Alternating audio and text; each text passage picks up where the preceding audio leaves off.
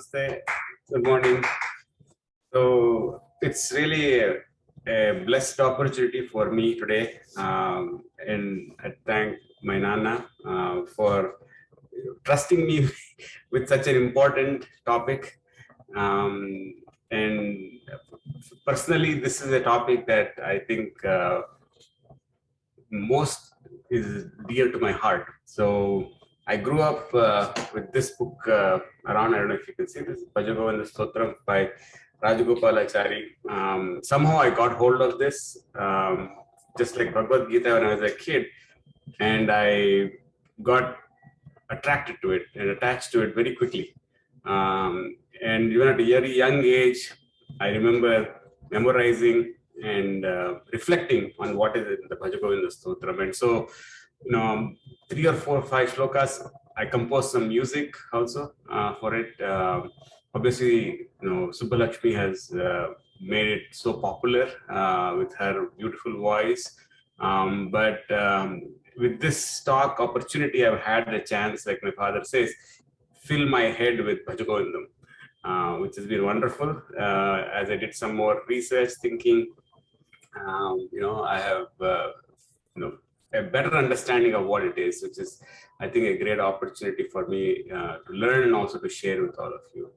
So, Om Guru Brahma Guru Vishnu Guru Devo Maheshwaraha Guru Sakshat Parabrahma Tasmai Shri Gurave Namaha. Om Asato Ma Sadgamaya Tamaso Ma Jyotirgamaya Mrityorma Amritam Gamaya. Om Shanti Shanti Shanti. Om Shankaram Shankaracharyam Keshavam Badarayanam Sutra Bhashya Krutam Vande Bhagavantam Punah Punah.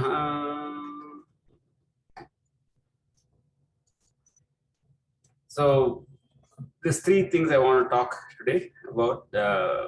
It's important to understand the origin of Bhaja Govindam. Of all the wonderful works Shankara did, where does this work fit? How did this come to being? And what I saw as I read Bhaja Govinda Stotram is really it is all about the truths of life, is what it is. It's just the truths of life. And when the truths are put bare in front of us, then we have a different way of looking at life, which is really interesting. And we'll kind of see some of those truths that Shankaracharya has put in the Bhaja Govinda Stotram. So I will take a few sample collections and I will put them into different themes of these verses, and then we'll look at different takeaways we can get to improve our lives. So the Bhaja Govinda Stotram, the prologue, the first part, actually is kind of interesting. So the context seems to be when Adi Shankara went on a pilgrimage to Kashi, which is Banaras. He saw an elderly man practicing the Panini Sanskrit grammar. So I've seen some cartoons where the Pandit is actually doing Shirsasanam and chanting and doing some things. So he might be old, he might be a little bit younger, but pretty much he's quite elderly. And Shankaracharya looks at him and suddenly is, overwhelmed with this feeling. This person is about to die, or death can come at any point. He has, lived a full life almost, and he seems to be worried about grammar. When he should be actually thinking about Govinda and thinking about moksha, he is, indulging in this very minutiae of some very trivial thing. At least he felt at that point, instead of thinking of more important things like the moksham and Govinda and all that. So he, in an impromptu way, came up with 12 of these stotras, and he was with 14 of his disciples who were very, very, inspired by those 12, and they then added 14 more, and then Shankaracharya added 5 at the end. So totally making it 31. There are a couple of others that are, I think, context setters of the various shlokas. And the tone of the stotra is very direct. It's almost like, scolding somebody, or it's almost like, hitting somebody and saying, hey, pay attention. And it's also prompting a lot of urgency. But then, even in that sort of a mode, it is full of exotic poetry, beauty in terms of the perfection of composition. And you have heard Subbalakshmi, there are many others who have been rendering. It is pure poetic beauty, right, in the song. And it is a song, essentially. It is, if you try reading it as a shlokam, it's not at all fun. But if you only sing it, Bhaja Govinda Stotra is so beautiful. So in that sense, I will try to sing and also try to explain what I learned from those stotras right today. But before I get into some of the stotrams and the key takeaways, the Bhaja Govinda Stotram as a text is also called Moha Mudgara. Mudgara means hammer, and Moha means delusion. So you need a hammer to nail something, right? Nail into something. So the nail that Shankaracharya is putting here is all the truths of life. So he's trying to nail in very important concepts of what makes us a human, what makes us an evolved, life form on this earth. And so think of Bhaja Govinda Stotram as a very direct and very assertive and very much like a hammer driving the nails of truth of life into us. And another way it is also described as the first 12 verses, as I said, the Shankara composed instantaneously, overwhelmed by this old man who's about to die, but he's looking at all these grammar. So those 12 are called Dwadasha Manjarika. So they are like the 12 fragrant flowers. But again, all of the stotrams, which his 14 students composed, and the 5 at the end. If you look at all of these stotras of Bhaja Govinda Stotram, they're all like flowers, and they're up for us like bees to draw out nectar. And all of us have our own ability to find a way to bring the nectar out of the flowers, right? So how we can do it is up to us. If somebody can help us, that's great, right? So, but each of these are like flowers that are, beautiful and fragrant, and they're available for us to draw out the nectar, which is the essence of what we want, right? The truths of life. And so when I looked at the text carefully, as I said, I was a kid, I looked at some of these casually, but when I did a little bit more deep study, I came up with a few themes that stood out. I think Bhaja Govinda Stotram, primarily is talking about devotion to Govinda or Krishna, right? And the essence of, again, praying to Govinda is to have our mind focused on, the removal of moha or delusion. So knowing the right from the wrong, the truth from the untruth, right? So the goal is to really show us, remove this curtain or the cloud that is, blocking our view of seeing the truth. So there are some aspects that are really just focusing on moham. And in another sense, I found Bhaja Govinda Stotram to be very humorous. It has some verses that are just, I would say, too much funny. We'll talk some of those today.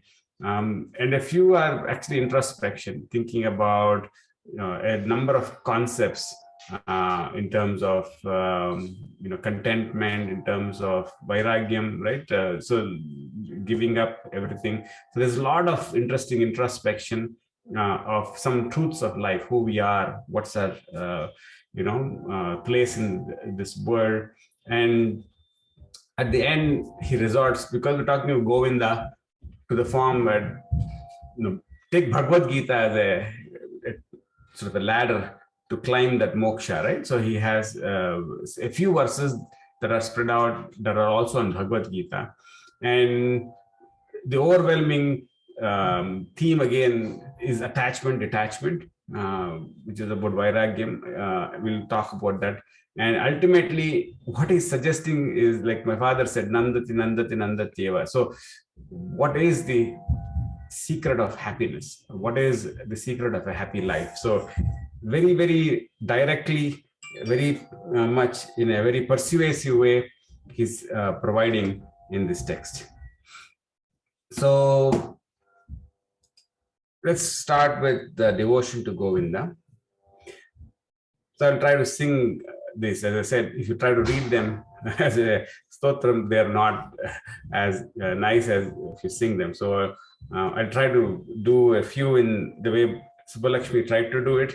A few I will just have my own tune. Okay, so we'll try to do this. And it's actually a very difficult way to sing it. If you think, Subbalakshmi did it in a Ragamalika, but I will try my best.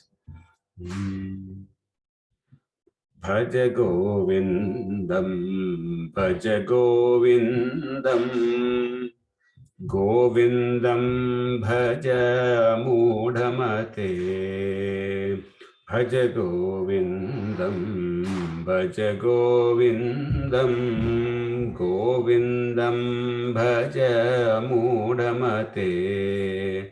Samprapte sannihite kale, samprapte sannihite kale, nahi nahi rakshati dhukurun karane, nahi nahi rakshati dhukurun karane.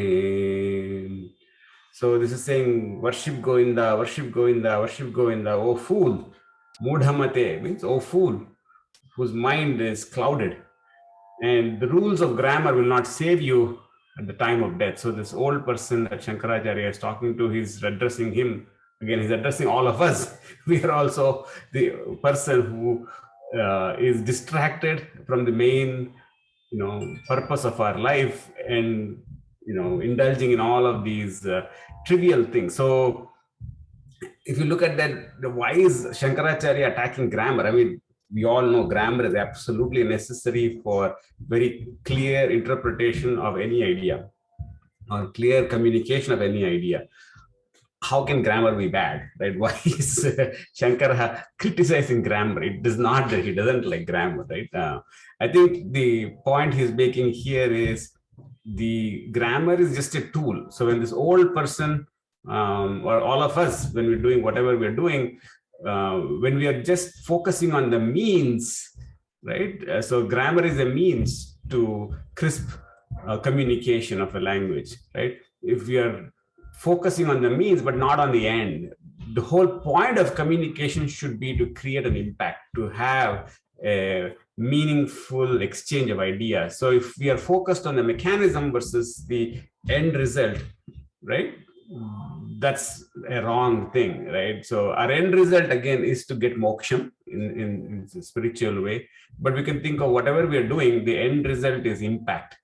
How are we helping somebody? How are we contributing to our society? How are we helping our family? How are we helping ourselves to be the best we can, to be useful to others? So when this whole idea of impact is there, when we focus on things like money, that's a kind of a shame, right? This is what Shankara is saying. So just a couple of days back, I had one of my students who worked 2 years on a research topic present this very wonderful thesis on how to use blockchain to solve problems for insurance claim handling. So she gave an hour and a half lecture of very deep details.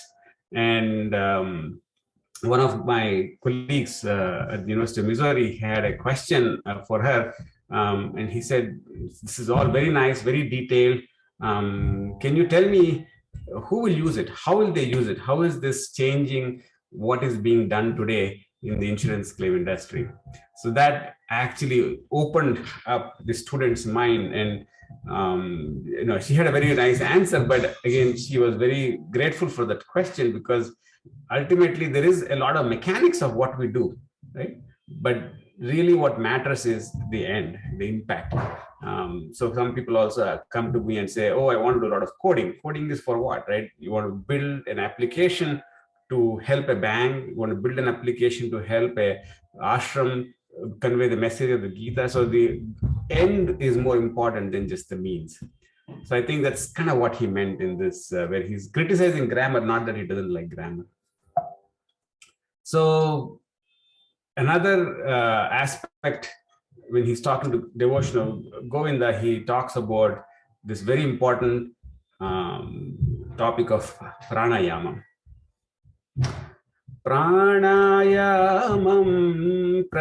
pratyaharam nitya nitya viveka vicharam japya sameta samadhi vidhanam kuruvadhanam mahadavadhanam kuruvadhanam mahadavadhanam. So we have Nitya Shanmugan here joining the talk. So Nitya Viveka Vicharam. Every day we should work on the pranas. We should work on controlling our pranas unaffected by external influences and having this state where we are able to discriminate between real and the fleeting. So literally when you sit down to do pranayamam and focus on your breathing and you're chanting the holy name of the God, again Krishna, then there is silence in your mind. That's when you can put away all of these external influences, and then your thinking becomes very clear, right? You have slowed your turbulent mind. If that is a state, regularly we have to practice. Every day we have to do pranayamam. So I know Rajeshwara ji is here. He does yoga every day. I'm sure he's doing pranayamam. Vimal Vyasji taught me pranayamam. Sadhguru taught me pranayamam. My father taught me pranayamam. So everybody, great people have taught us pranayamam. And if you look at it again, Govinda in the form of Yogeshwara, as a person who is important for yoga, right? He's guiding us to get this whole pranayama going, right? So regular practice of breathlessness through yoga is an important part. And again, when we look at breathing, again, Krishna is a woodwind instrument player, right? He is the player of the flute. He is the most prominent flutist. And flute is another very important way. If you practice regularly, you are able to regulate the pranams. The breath control is significantly important in flute. So let's take again the yoga part of the pranayamam. So the way I do pranayam is, obviously we have to, make our nostrils clear, right? You do some physical part, right? The asanas, they're really to get to the pranayama part. Obviously, I want our physical body to be fit, but the opening up of our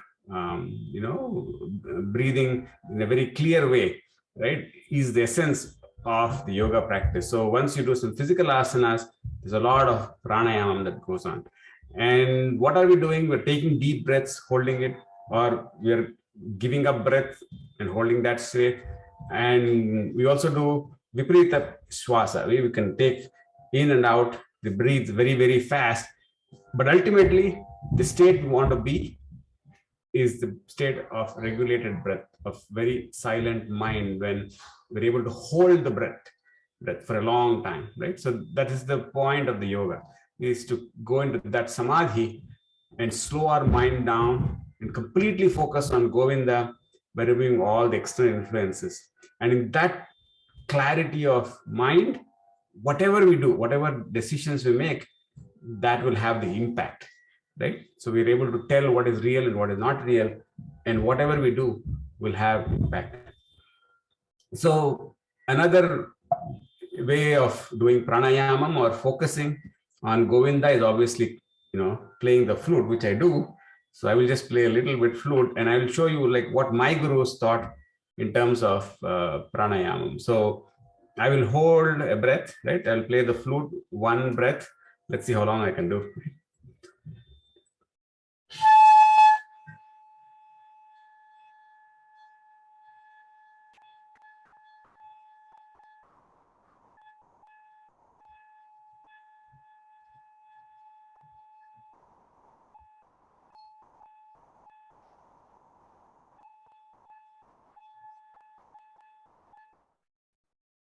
If I do more practice, I can do more, but this is very long. I can challenge you. And it is coming from the guru's, direction and regular practice. And again, breath control or pranayama is Krishna's business, if you think of it, right? As a flutist, he has taught us. So again, pranayama's importance is very much explained in Bhagavad Gita, right? Bhaja Govinda Stotra. And as I said, the importance of the guru is vital in this journey of finding Jivan Mukti, right? The guru has to be there, and Krishna is the Jagat Guru. So we'll see how this verse goes. Guru Charanam Bhuja Nirbhara Bhaktah Samsaradi Charad Bhava Muktah Sendriya Manasa Niyamadevam Drakshasi Nijarudayastam Devam. So the importance of the lotus feet of Guru is another topic in Bhaja Govinda Stotra, which is very important. So only the Guru can initiate you into this whole idea of liberation from samsara, right? Only the Guru can give you advice how to control your mind, how to discipline your senses, and then you can pursue this journey of experiencing the indwelling of Lord of Krishna in your heart. So my flute master would say, I will teach you flute just like you would teach anybody how to ride a bike. I will tell you how to breathe. I will tell you how to hold the flute. I will tell you how to play different ragams. Once I do that, it's up to you to do the bike ride or take the flute in different occasions and play different songs. So that experience of the songs or that experience of riding the bike and seeing different scenery is up to us. But without the Guru, you cannot get there. Right? Without the Guru, I cannot think of playing the flute and playing different songs, right?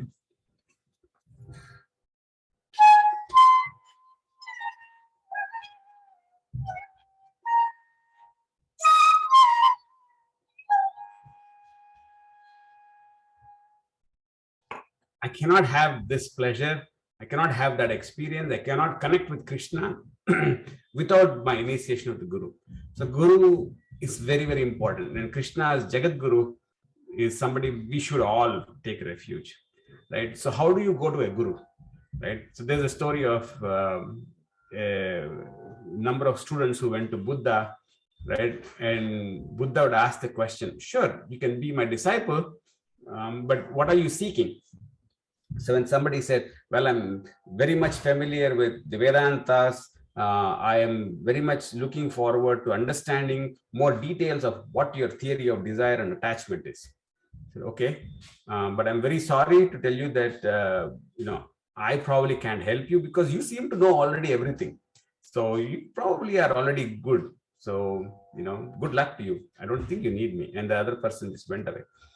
And another student came. And Buddha asked him the same question, why do you want to be my student? And that student said, I don't know anything. I am willing to learn and I put myself at your feet. Please give me some knowledge. Take me away from ignorance.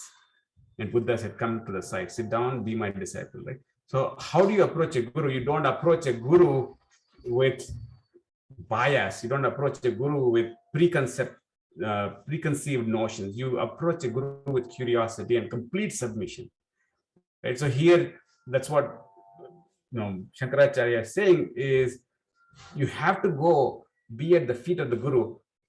Only then you can start this journey of becoming free from samsara. Only the guru can initiate you how to control your mind, how to discipline your senses.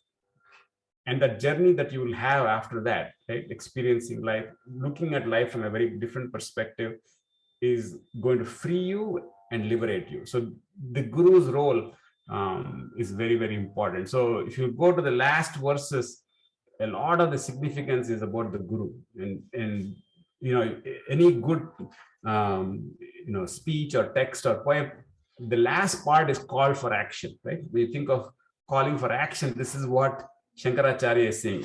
You need to find a guru. You need to submit yourself to a guru. That's the call for action. I told you all the Bhaja and the Stotra, but here is the most thing that you need to do by looking at Bhaja and the Stotra is find a guru and take the refuge of the guru to go from ignorance to truth. Right? So a very wonderful way he has talked about the guru here. And obviously Krishna as Jagat Guru taught Arjuna, and we're all Arjunas, right, in our lives. So we need the guru. So now let's start looking at another topic, which is overcoming moha, delusion. So naristana bhara navidesham društva maga moha vesham Yetanmam sabasadi vikaram manasi vichintaya varam varam manasi vichintaya varam varam. So in this, Shankaracharya is taking the example of a woman and a man having natural instincts when he sees a woman. And he's talking about looking at what nature, does to us in terms of our actions, right? How that is something that we need to understand. And why do we need to understand? Because we need to know our instincts are controlling us. There are instincts in us, and we should have discretion of how we should react to our instincts, right? If you think of a man versus the beast, right, that is really the difference. The man is able to control instincts. Man is able to, or humans are able to know that this is instinct and then act better than just the basic instincts we have, right? So this instinct control is what makes us, humans, right, versus beasts that are purely driven by instincts. And obviously instincts are very important. Nature gives it for good reason. Why does, the bear go after honey? Right?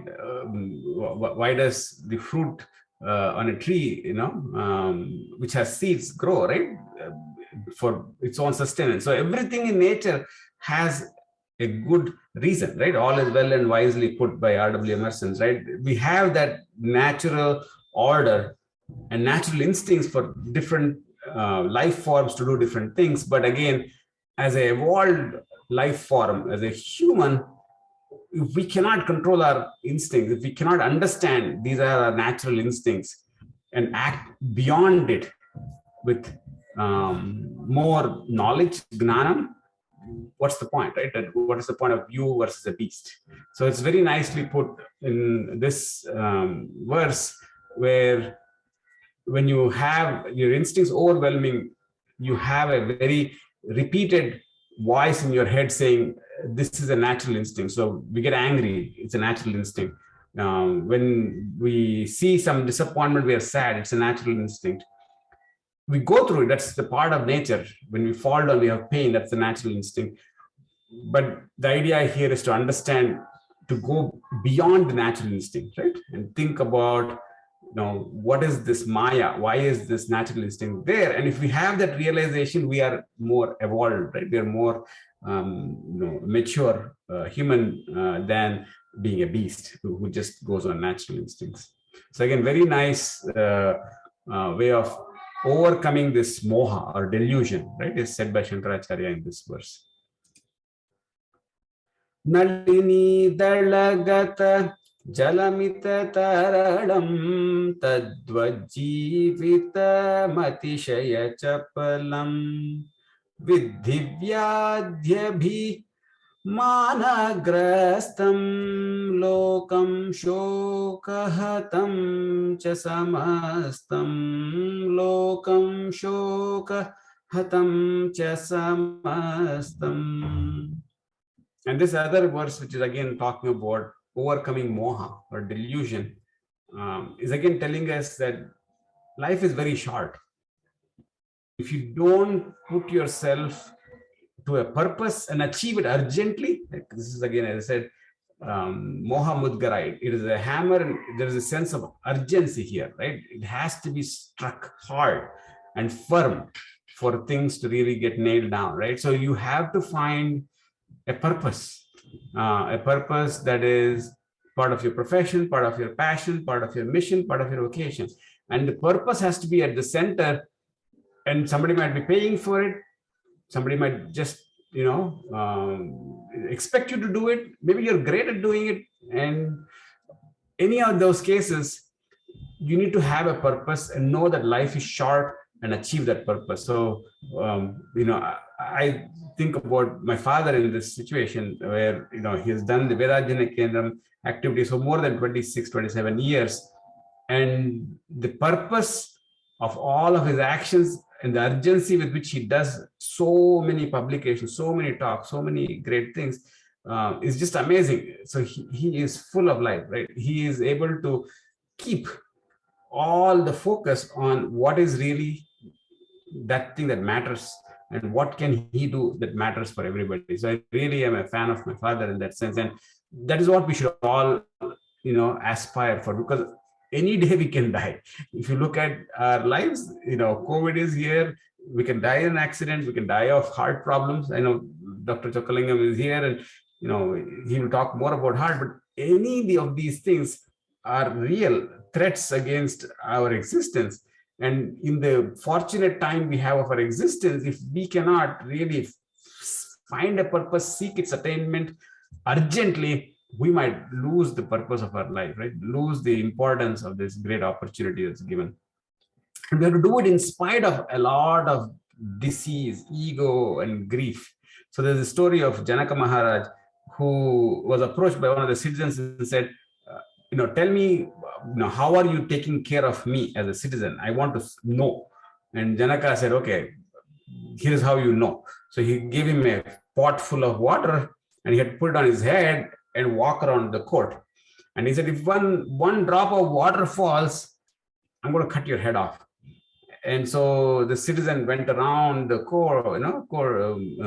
palace walls, and as he was walking, he was seeing, somebody getting married, somebody, crying because somebody had died, some person with, no limbs and very much sick, some kids playing. There was Vasanta Rutu kind of celebration, Vasanta celebration. There's all this happiness, grief, disease, death. And in spite of it, he made sure not even a drop of water fell. So that's exactly what Janaka was trying to tell. I do my job in making sure that my purpose is fulfilled of being the greatest king for my citizens, but I do it in spite of a lot of adversity, right? And that doesn't shake me. So, but I do it with a lot of urgency also, because our life is like this raindrop trembling on a lotus leaf. Anytime it might just fall off. And it is beautiful when it's on the lotus leaf. It is, a thing of beauty, but then once it falls off, we have no idea. But when it's there, make the most, right? This is again a very nice verse of Shankaracharya saying, life is short, seek your purpose. And this is another last one again, when he talks about moha. Satsangatve nisangatvam, nisangatve nirmohatvam, nirmohatve Nishchalatatvam, nishchalatatve jivan mukti, nishchalatatve jivan mukti. So again, moha can be overcome, by having a guru, by having a satsang, by being with people or doing things that influence us in the right way. So if we take today, we have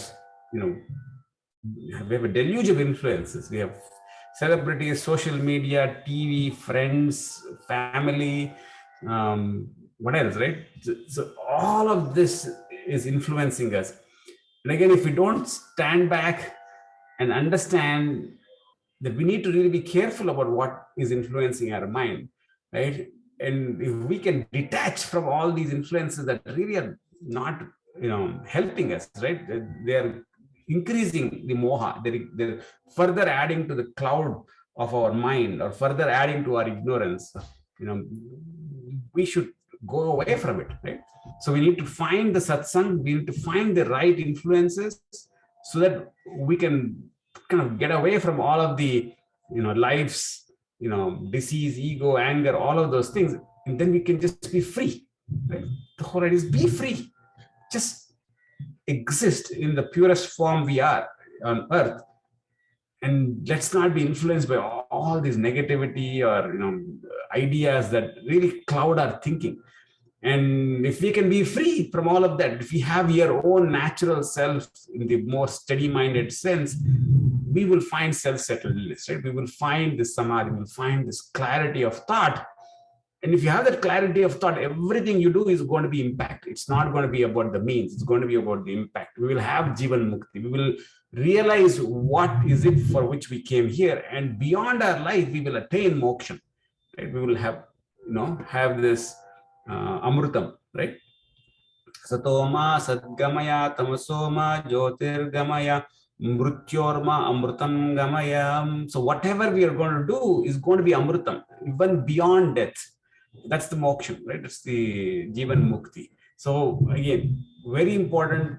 We look for good influences, and we are always about, rejecting influences that cloud our thinking and, that make us bound, right? So be free. That's what he's saying. And with that freedom, with the steadfastness of the mind, we are clear in our thinking. We know what is real, what is not real. We will go after our purpose. We'll achieve what is, the best we can do for this life that we have taken. So it's a very nice, aspect of saying moha. And the satsanga is also, explained here. Kate kanta dhanagata chinta vatulakim tavanasti niyanta trijagati sajjana samgatiraika bhavati bhavarnavataranenauka bhavati bhavarnavataranenauka. So again, the satsangam is so important, of sujanas, the company of the noble, and if that is there, then you're going to get guidance, and you're going to get guidance that is not, small guidance. It's the guidance that will matter when you want to cross the oceans, right, of samsara. And that satsanga will give you the boat. It will give you the, transportation mechanism, right, to cross all of this, samsara, in terms of thinking about wealth, or worrying about things that really should not be, in our way in achieving our purpose. So again, satsanga importance is very nicely put, and obviously the Vedajana Kendra, Nada Vedajana Kendra is a satsanga. Right? This is where you come, and where else do we find a setting atmosphere, a satsang that is focused on some of these important topics, right? So again, you are all members of the Kendram activities, and it's such a wonderful satsang. Again, very important we continue this activity.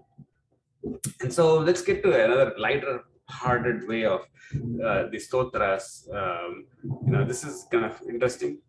Balastavat Kridasaktaha Tarunastavat Taruni Saktaha Vruddhastavat Chintasaktaha Pare Brahmani Kopina Saktaha Pare Brahmani Kopina Saktaha. Like Anish was saying in the beginning, the boy is just interested in playing. All the kids are interested in playing. Girls are interested in doing makeup, right? Once they come to youth, again, boys are after boys. At youth, we are always chasing our life partners, and whatever the life partners want. When we grow up, we are worrying about everything. Are they going to go to good college? Are they going to be the best kid that I could, bring up? Are my grandkids going to be okay? We have all these worries. At any of these points, if our mind is always, again, acting on instincts, acting on what is really the state of being at those different age groups, we completely lose track of the ultimate purpose we are here for, right? Of having Jivan Mukti, having our purpose, and having clarity to do the right thing, right? And there's definitely no right time to do the right thing. So, when we talk about when should this talk be done, should we do it in the morning where people might not wake up? Should we do it in the afternoon? People might be having lunch and taking a nap. Should we do it in the evening? People might be watching their serials. Should we do it in the night? People want to go to bed. There is never a really good time to do any good thing, right? But if we can make sure we do our duty, we do the act, and hopefully it will connect, right? Again, 5 people, 3 people, 1 person, anybody who's benefited from the right thing is a lot, right? So there is no right time to do the right thing. When can we do anything right? There's really a right time to do the right thing. It has to be done all the time, right? So here, as we say, if we think of the way we are all, we really cannot find a right time to think about Brahma. What a kind of a interesting humor here it is who's thinking of Brahma, right? Because we really don't have time. Any right thing to do, there's really no right time. And another sort of humor here is Angam Galitam Falitam Mundam Dashana Vihinam Jatam Tundam Vruddho Yati Gruhitva Dandam Tadapi Namunchati Asha Pindam Tadapi Namunchati Asha Pindam. So how much we are clinging to fruitless desires is, even when we are old, when we see somebody who's lost his hair, lost all his tooth, is walking on crutches, the body is in very bad shape, but still we want to go do things that are mundane, right? We want to go to a place where we're going to be attached to things and indulging in worldly things, right? So that's a shame, right? So the point here is, again, if we don't control our desires, when we don't really understand what is the fruitful actions we need to do and how to distinguish them from fruitful desires, even when we are old and wasted and about to give up our physical bodies because we have used it so much, even then our desires will never go away. We will think like this child trying to cling on to things that, honestly is just childish, right? Even at old age, we'll have these, clinging things to desires of the worldly way, and we will not focus on Parabrahman. So this is exactly what he's saying. Muda jahi dhanagama trishnam kuru sadbuddhim manasi vitrishnam yallabhase nija karmopatam vittam tena vinodaya chitam vittam tena vinodaya chitam. So when you see somebody who's 85, 90 years old, still wants to go to the office, still wants to fly a plane, still wants to go do a surgery on somebody. No, right? At that point, the whole point of trying to amass wealth is useless. You have to devote your mind on what is at that point most important, thinking of Parabrahma, thinking of moksha. And we have to be content with whatever we have done in the past. And if the past is what it is what it is, right? So again, clinging to the actions we were doing in the past when things are kind of timed out, right? It's not the time to do that. So when you are in the part of your life where you need to focus on bigger things, that's what he's sort of saying, right? Again, aging gracefully is another important theme, because we all are going to age, and I hope we all age, live 100 and die, right? And we should be thinking about the end as much as we're thinking about today, our past. We have to think about the end, because as I said, life is short, purpose is there. Have we achieved it? If we don't achieve it, our Jivan Mukti is not really done, right?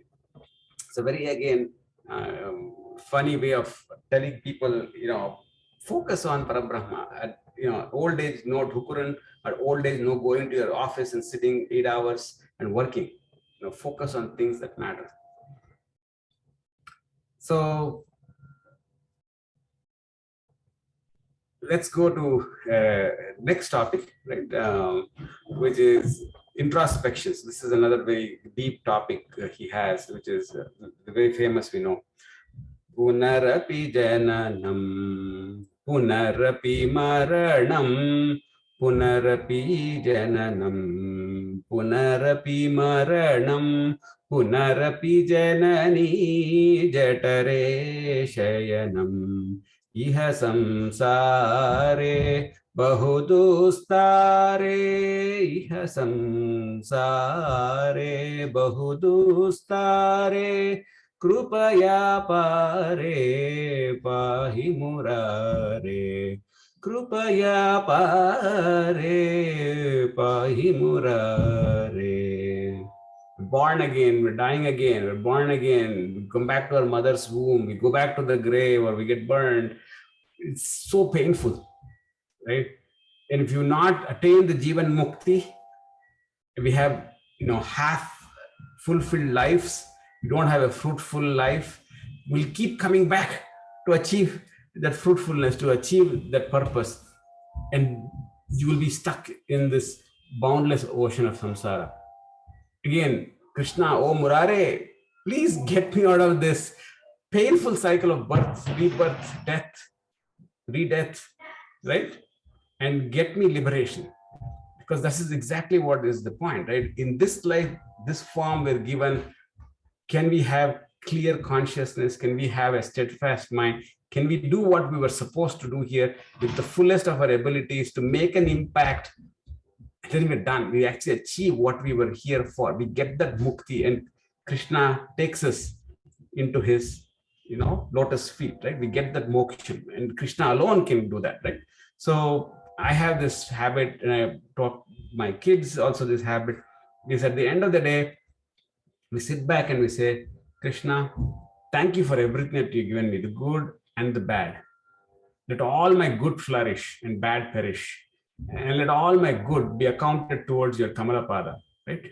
So we have to accumulate our good, our punyam, our good deeds, our good karmas, and start putting them in a bank account that is growing. Only it can grow with compound interest if it goes to Krishna's feet. Because that's exactly where all of that needs to be encashed when you're talking about moksha, right? If that is not there, you still have to keep coming back to live again, live another life, to have enough balance at Krishna's feet to, get moksha, right? So we need to be conscious of what are we doing, how can we create the maximum balance of our karma, good karma, and all that good we do, let that keep flourishing, let that be having compound interest, and having Tesla like share performance, right? At Krishna's feet, so we are able to have the stock, right, in the stock market of moksha, right? So very beautiful way of saying we don't want to have unfulfilled lives and keep coming back and going to this painful idea of dying and coming back to the mother's womb, right? We should be liberated from this, because we would have attained what the real purpose of our life.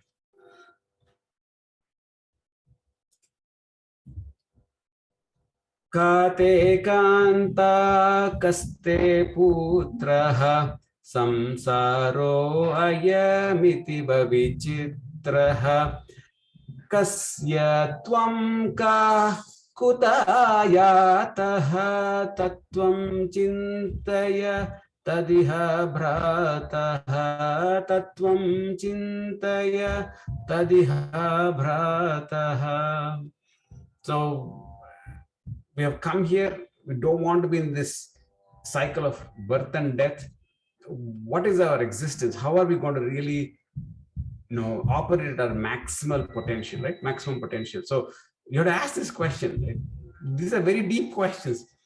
Who are you? Who's your wife? Who's your son, right? What's your place as a husband, as a father, as a professional, as a leader, as a doctor, as a professor, as an engineer, as a carpenter, as a person who is in charge of cleaning the streets. Every job is very, very important. Everything is important, right? But again, where does, all of where you are put by nature, by your own past deeds, by the society, what's your place? And again, what is the impact in the wider context of life, right? He's challenging us to think about it, right? So, of whom are you? From where have you come? And if you can ponder about these truths, you get clarity of vision. And if you're going in the wrong direction, that will get you into the right direction, right? So this is where that introspection is so important. If we keep having this introspection, we're always going to be directed in the place we want to go, right? Because if we don't know where we are going, who we are, why we should go there, how we should go there, if that is not clear, you don't have a journey, you don't have a destination, right? You don't have this accomplishment of Jivan Mukti. So again, a very nice stotram, which is looking at this introspection of really what's our place and what's this impact we have in the wider context of life. And wealth is a very another interesting topic that Shankaracharya says. Arthamanartham bhavaya nityam nastitah sukhalesha satyam putradapi dhana bhajam bhitihi sarvatraisha vihitaritihi. Wealth is not welfare. Truly, there's no joy in it, right? As much money we can make, after a certain amount of money, we really don't, pay that much attention to money. We can meet our, bare expenses. Yeah, you want to have a little lifestyle of certain sort. Once you have enough to afford it, what's the point of having more, right? What's the point of chasing more? And so if you're chasing money, then money becomes your life. Then even your son, who's going to inherit it, is going to look like your enemy because he's going to take your money. You fear for your own son. And that's the problem of wealth. If you do not control and if you do not understand how much importance wealth has in your life, if you succumb by the idea that pursuit of wealth is all that you really are for, you've lost your purpose again. You've lost your direction. You will not get Jivan Mukti, right? This is another way.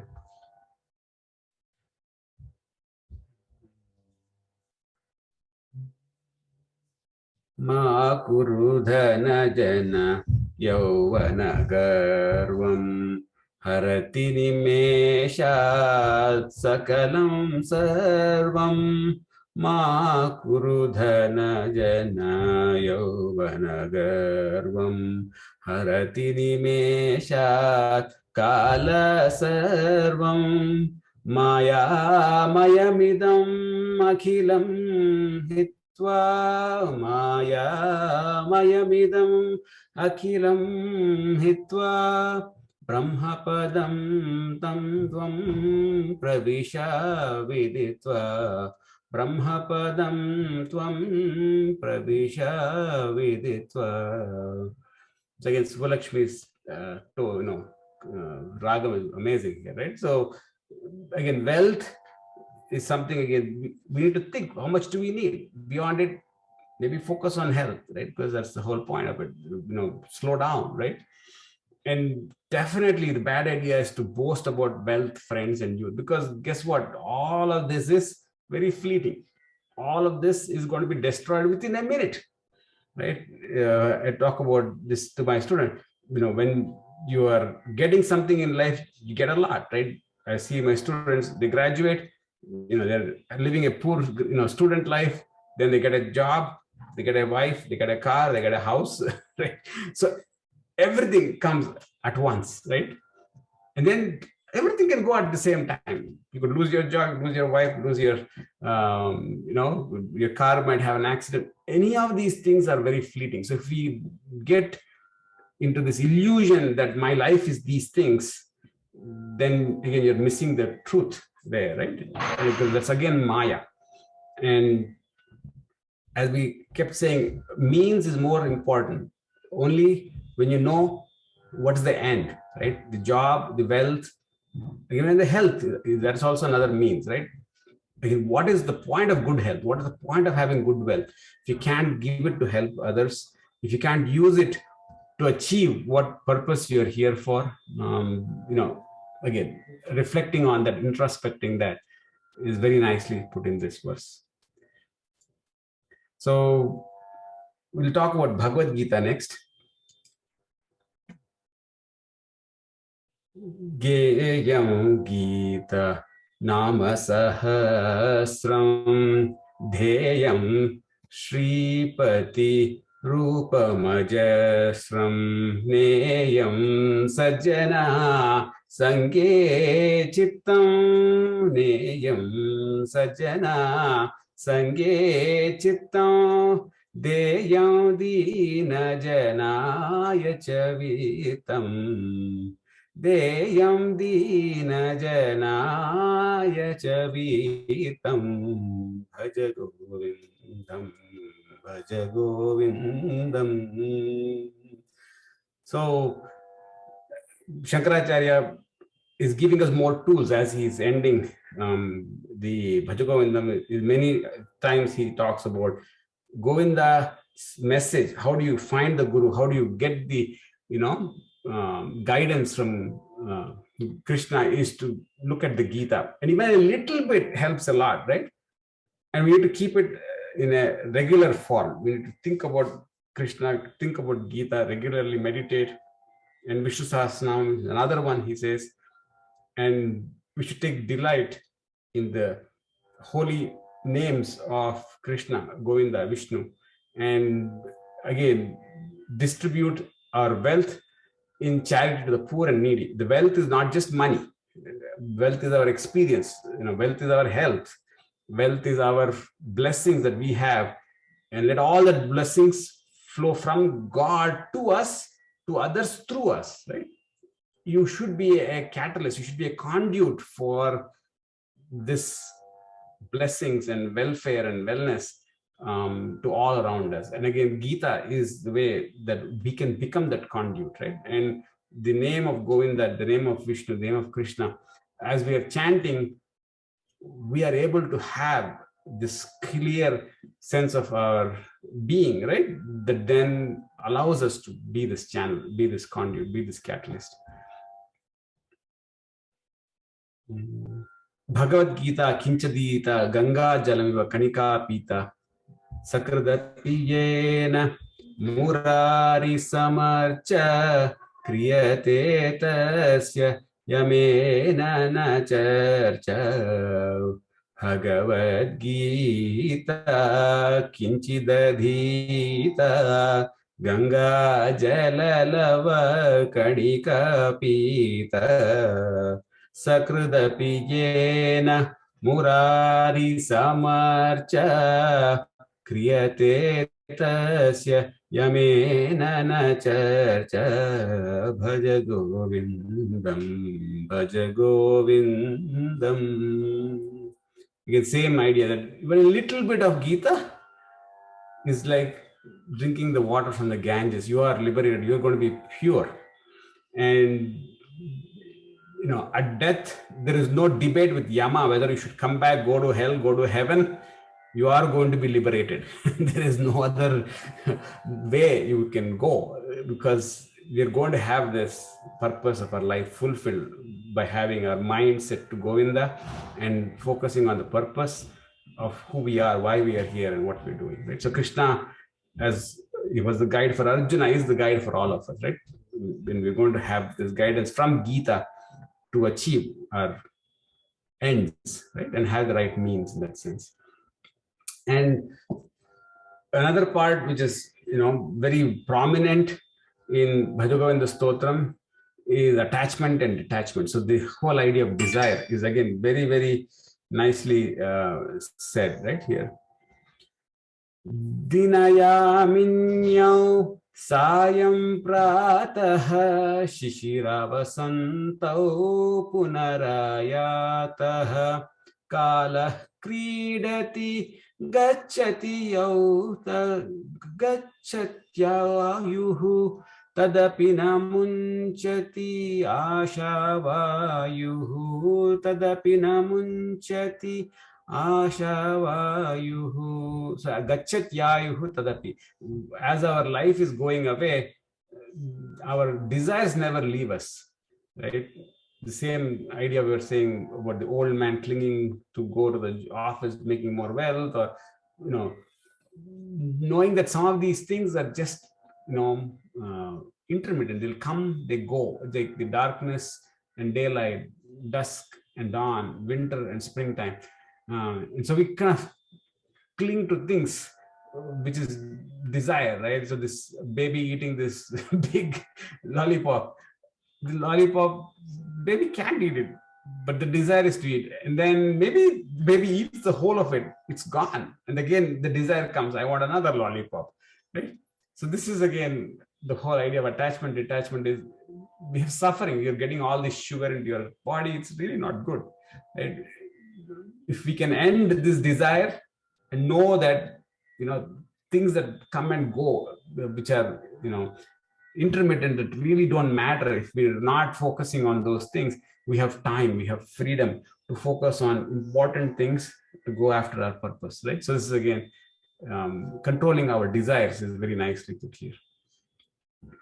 Suramandira taru mula nivasaha Shayya bhutala majinam vasaha suramandira taru mula nivasaha Shayya bhutala majinam vasaha Sarva parigraha bhoga tyagaha Sarva parigraha bhoga tyagaha Kasya sukham na karoti viragaha Kasya sukham na karoti viragaha Bhaja Govindam Bhaja Govindam.